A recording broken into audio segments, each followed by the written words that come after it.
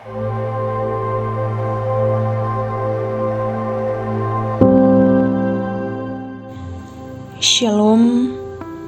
Hari ini Selasa 22 Juli 2025. Kita akan memulai kehidupan kita sepanjang hari ini. Mari Bapak Ibu kita melandasinya dengan firman Tuhan yang akan kita baca dari 1 Yohanes pasal 2 ayat 1 sampai ayat 6. Sebelum kita mendengar dan merenungkan firman Tuhan, mari kita satu dalam doa, kita berdoa. Segala ungkapan syukur kami naikkan ke hadapan hadirat-Mu Tuhan. Kami sungguh mengaku bahwa Tuhan baik dalam kehidupan kami. Terima kasih Tuhan untuk nafas hidup yang Tuhan masih anugerahkan bagi setiap kami pada saat ini. Dan kami anak-anak-Mu akan melandasi kehidupan kami sepanjang hari ini dengan firman-Mu Tuhan. Kiranya Engkau memberkati setiap kami yang boleh mendengar, biarlah itu boleh menjadi sukacita bagi setiap kami. Bersabdalah ya Tuhan, kami telah siap untuk mendengar. Di dalam nama Tuhan Yesus Kristus kami berdoa. Amin. 1 Yohanes pasal 2 ayat 1 sampai ayat 6. Firman Tuhan, Kristus pengantara kita. Anak-anakku, hal-hal ini kutuliskan kepada kamu, supaya kamu jangan berbuat dosa. Namun jika seorang berbuat dosa, kita mempunyai seorang pengantara pada Bapa, yaitu Yesus Kristus yang adil. Dan Ia adalah pendamaian untuk segala dosa kita, dan bukan untuk dosa kita saja, tetapi juga untuk dosa seluruh dunia. Dan inilah tandanya bahwa kita mengenal Allah, yaitu jikalau kita menuruti perintah-perintahnya. Barang siapa berkata, "Aku mengenal Dia," tetapi ia tidak menuruti perintahnya, ia adalah seorang pendusta, dan di dalamnya tidak ada kebenaran. Tetapi barang siapa menuruti firman-Nya, di dalam orang itu sungguh sudah sempurna kasih Allah. Dengan itulah kita ketahui bahwa kita ada di dalam Dia. Barang siapa mengatakan bahwa ia ada di dalam Dia, ia wajib hidup sama seperti Kristus telah hidup. Amin. Pokok perenungan kita pada pagi hari ini adalah mengenal Allah, hidup sama seperti Kristus.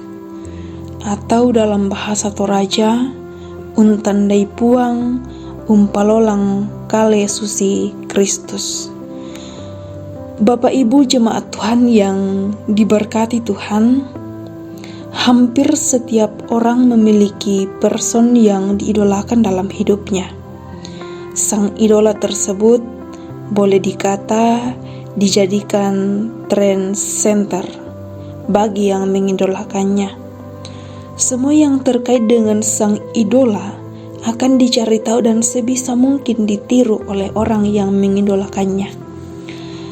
Selaku orang percaya yang adalah pengikut Kristus, yang menjadi idola atau trend center atau teladan kita adalah Kristus sendiri.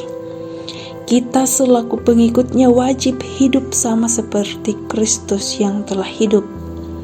Hidup sama seperti Kristus telah hidup berarti kita menjadi penurut-penurut Tuhan.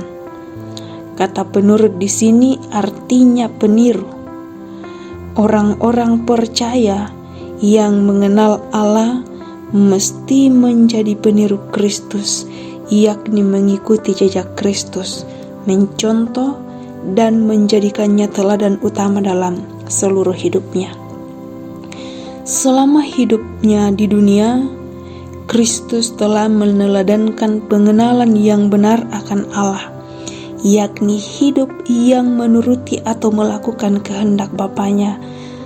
Dan selaku pengikut Kristus, kita pun wajib meniru atau hidup sama seperti Kristus yang hidup, yakni menuruti perintah Sang Bapa. Kasih Allah akan sempurna di dalam kita ketika kita hidup menuruti perintah-perintahnya, yakni hidup dalam kasih. Dan hiduplah dalam kasih sebagaimana Kristus Yesus juga telah mengasihi kita semua dan telah menyerahkan dirinya untuk kita. Siapa tidak mengasihi, ia tidak mengenal Allah. Sebab Allah adalah kasih. Tanda kita mengenal Allah yaitu ketika kita bersedia melakukan perintah-perintahnya.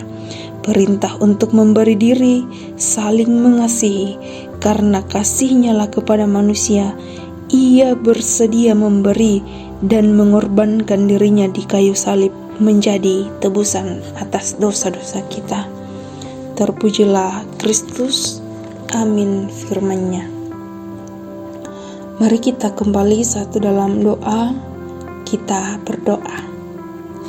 Kami bersyukur untuk firman-Mu yang telah kami dengarkan pada saat ini Tuhan. Firman-Mu sungguh indah hadir di dalam kehidupan kami pada saat ini. Kiranya kami terus menjadikan firman-Mu sebagai pedoman dalam menjalani kehidupan anugerah Tuhan. Kami berdoa ya Tuhan untuk anak-anak Tuhan yang boleh menerima setiap berkat Tuhan dalam kehidupan mereka. Apapun bentuknya itu Tuhan, Engkau sendiri yang akan menyempurnakan setiap sukacita mereka. Yang dalam kelemahan tubuh, kiranya Engkau berkati setiap upaya-upaya yang dilakukan untuk mencari kesembuhan. Biarlah semuanya itu boleh menjadi sumber kesembuhan bagi anak-anak Tuhan yang dalam kelemahan tubuh, yang dalam keadaan berduka cita. Tuhan kuatkan dan hiburkan mereka. Kami berdoa Tuhan untuk segenap majelis gereja, pengurus-pengurus OIG, guru-guru sekolah minggu, dan bahkan pekerja-pekerja gereja dalam mengangkat tugas dan tanggung jawab mereka. Kiranya terus diangkat dengan penuh sukacita, dan semuanya itu hanya untuk kemuliaan bagi nama Tuhan saja. Kami berdoa Tuhan untuk setiap peran hidup kami masing-masing. Sebagai kepala keluarga, Tuhan berkati.